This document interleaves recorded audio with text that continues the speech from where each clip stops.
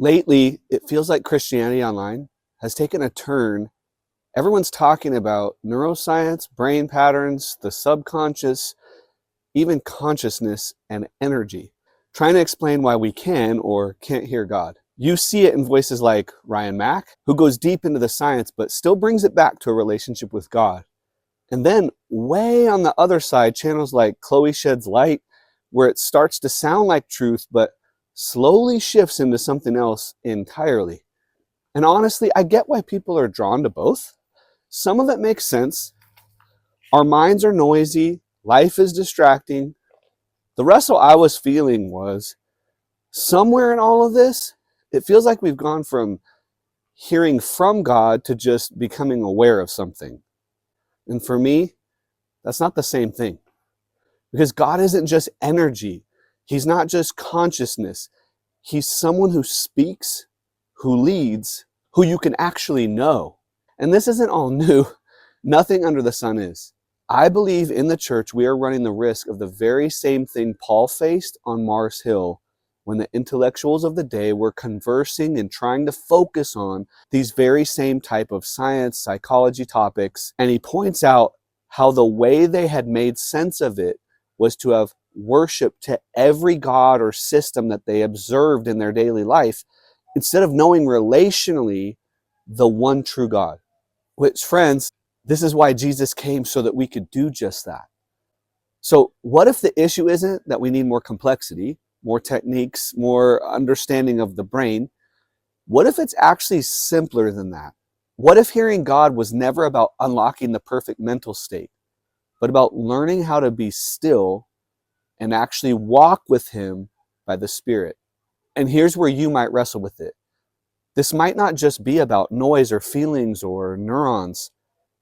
It might be about which part of us is actually listening so that those things line up properly. So in this video, we will go over what part of you is actually listening from a simpler biblical perspective. And let's take a walk and talk about it. Now, friends, this might step on a few toes, and that's not the intent. Rather, I'm really trying to help more of the crowd that would put themselves in the OCD crowd, or I'm doubting my own thoughts and my own voice constantly, measuring those against whether it's actually God's voice or myself. Because you may not know this, but one of the most frequent comments I get on this channel is, I just can't tell the difference between my own thoughts and God's voice. Can you help me? Now, I'm not a doctor or psychologist, and I don't claim to be. Friends, I'm just another brother learning to hear God and respond. My name's Ian Christopher, and I help people hear God again. Let's start with this. Jesus is called the Word of God made flesh. Jesus says, I am the way, the truth, and the life, and no one comes to the Father but by me. He was beaten and bled. He showed his scars after his resurrection. He ate daily. This was not just some energy or a conscious state. He uses words like Father, a person. And Paul says we die in Christ and rise in Christ. He doesn't use the word energy, nor do any authors in the New Testament that actually walked and touched the person of Jesus. If this was all about energy only, all creation would have no form at all. Now, God is light. Let us not mistake that. And God is love. No lie there. And God is also flesh and blood. The Word of God made flesh, who dwelt among us and now dwells in us by His very own Spirit. That dwelling sometimes is what can bring us the confusion. But let us simplify and remember, you've been born again with a new and living Spirit, and that Spirit is one with God, with Christ, and allows us to access, to walk in relationship with Him, just like He set it up in the beginning of the Garden of Eden. The enemy has been deceiving us since the beginning, and his aim is to remove the one thing God has always wanted, a loving and a trusting relationship with us.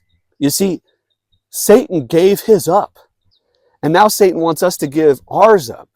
and deceive the whole world that God is not a relational God, but rather just energy that we can control as we will. You know, we could talk about dopamine and how our cells have light in them and the difference between the color palettes and televisions and actual paint mixing, etc.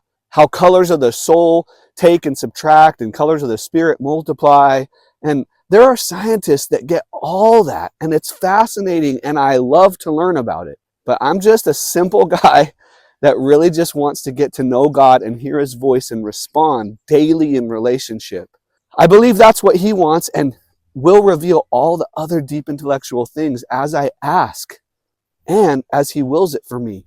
He doesn't withhold any good thing in himself.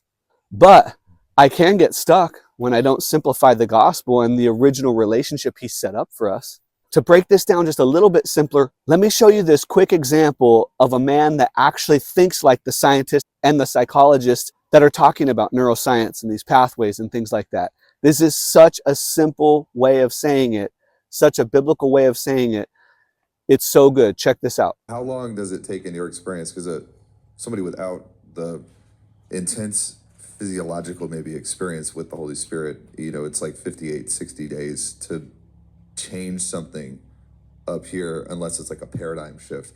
How long does it take for your experience working with patients and clients to get this all changed? That's a very interesting question. It depends what we're changing. It depends on what we're changing. If we've got a really bad golf swing and we want to change our golf swing, that's different. If we have a bad habit of tying our shoe backwards or something, those types of motor habit patterns, is a different type of change. We're talking a spiritual change. The time frame is related to how invested and how important it is to make that change. Okay. And presenting truth. So as we come through life, we encode our life experiences. It settles into our brain as a belief system that becomes reinforcing and resistant to change. This is actually a healthy model, because if you didn't have that resistance to change, then every new idea, you're just bouncing everywhere. You can't have any structure. Everything that comes along, you're accepting that, and the next one goes out the window. So the system is designed for you to be able to encode truth and be resistant to change, but you can encode error and be resistant to change. In fact, I think it was Mark Twain that said, it's easier to deceive someone than to convince them they've been deceived. Mm-hmm. Yeah, because once they've encoded it, they become resistant to truth. And you see this in the Pharisees in Christ's day. He's revealing truth to them. They're hearing the words of it, but they interpret it through the distortion they already have. Oh, that's done by Beelzebub, or power of demons. So they're seeing the evidence, but their predictive model from what they've previously encoded is not willing to accept that, because it doesn't have the intense value to them. And so in order to actually make real change, life events need to bring them to those moments where they're willing to actually re-encode and change their previous model. And there are generally 8 experiences that can cause that. One of those is the trials and tribulations. This is the alcoholic hitting rock bottom. I've tried it. It's not working. And then the distress and the hardship or pain is enough that you go, okay, something's not working. And now you're open to actually see a better way. 1 Corinthians 13, this is where my brain goes. My understanding is we have 3 parts: body, soul, psyche, spirit. Pneuma, which is where we get the word pneumonia or pneumatic. It means breath, wind, or breath of life. Okay? Yeah. It takes all 3 for you and I to be living and operational. To which, friends, I would wholeheartedly agree. It solidifies a belief system, which so many times in other videos I've talked about in John chapter 8, verse 31, when we quote that verse, the truth will set us free, we actually quote the wrong part of the verse. We should be quoting the whole verse, which says, Jesus tells the people that we're believing, right? He says, if you abide in my word, you will truly be my disciples, and then you'll know the truth, and the truth will set you free. In other words, once you actually believe I'm the one God who sent to speak, you'll abide close enough in my logos word, the dialogue word of God, meaning that we can pray on the daily and hear his voice. then I'll be close enough to truly be his disciple. I won't be far off. I'll be close enough to hear. And then I'll hear the truth of what? What he's saying about me daily in the Father. And that truth will set me free. Just like this guy said, when we formulate belief systems in our soul, they resist change. And though that was set up as a healthy system, because of sin, we can actually resist truth as well. And I've talked about this in the videos many, many times about the Pharisees in John 8 when he says this. And then in John 14, 15, 16, and 17, Jesus solidifies the word with his own personal disciples and repeats the words and basically says the same thing. You've believed I'm the one God sent and that you can hear my words. And so because of that, I'm sending the Holy Spirit so that everyone can hear and you'll be instructed on the words I taught you. What does that mean, friends? At its simplest level, you can hear God. It's a gift for anybody that desires it. Where we check out is in the soul and the flesh. Once we've been born again, we must operate from the Spirit. We can't continue to operate from the soul and the flesh that's at war and dragging us towards the world. We have to have it, like Paul said, line up and become blameless. And how that happens simply is we move in the Spirit, we listen in the Spirit, we abide in the Spirit, we live by the Spirit, and we thank Holy Spirit for his conviction and his power that he gives us every day. You know, those facts and things that affect our decision making at the dopamine and comfort levels are all operating from our soul, our mind, will, and emotions. And then our flesh, bone, and blood respond and react to that. Let me ask you an important question that will either keep you stuck or free you in your saved living. If those things affect your soul and flesh daily, where do we walk in relationship with God? With Jesus. What part of us connects with God or should connect and be in relationship with God according to the Bible? According to the words of Jesus, Paul, Peter, and others. The answer, which should be obvious to believers but is not always obvious, is in the Spirit. Your resurrected and new spirit. This is where the wisdom of God, the communion of God, and the consciousness of God, the awareness of God living in you lives. It's where Holy Spirit resides. And how big you allow that space to be and to be in charge is in direct proportion to how well you will live in freedom daily.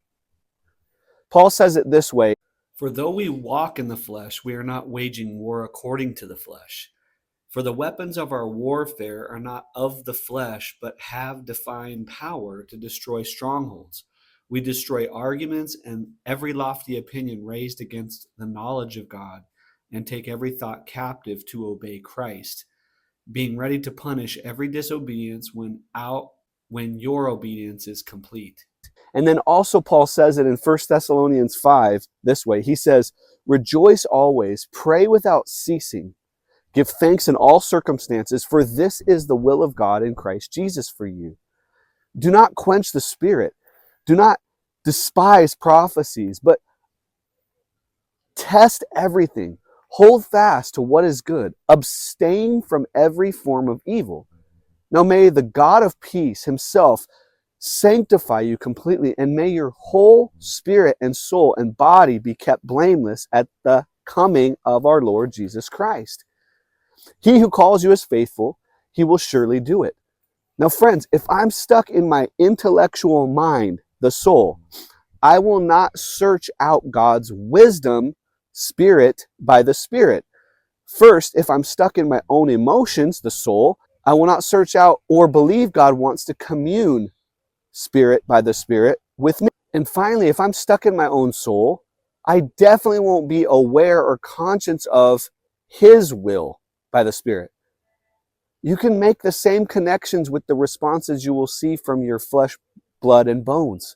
You see, friends, this isn't just about the science behind the response or the energy you feel, but about whether you've been born again with a new spirit.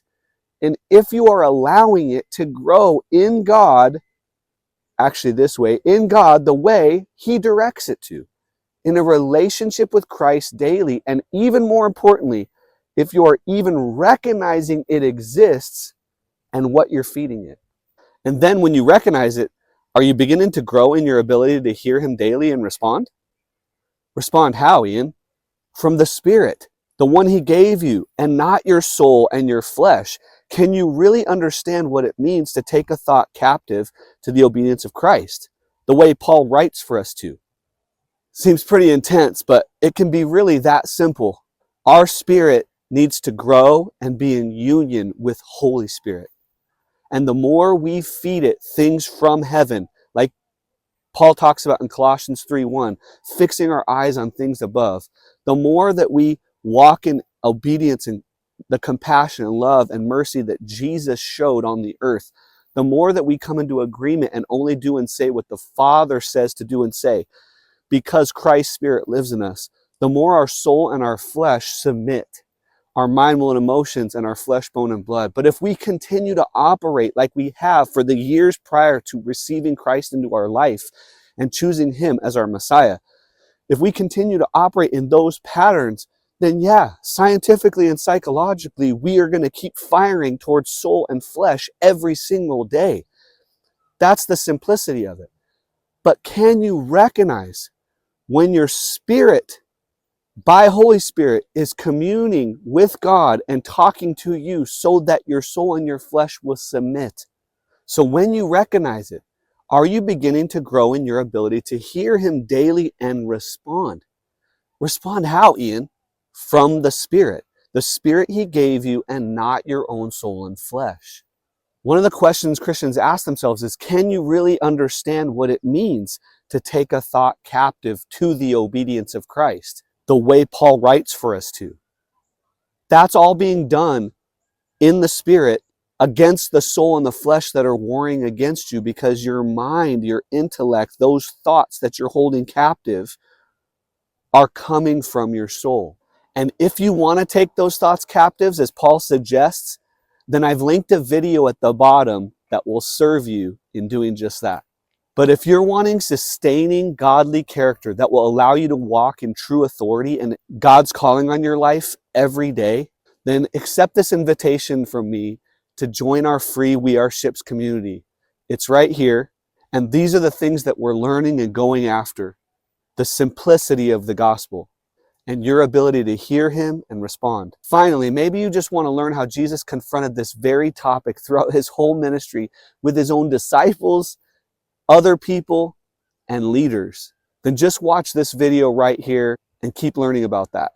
Until the next one, walk in faith and go in courage.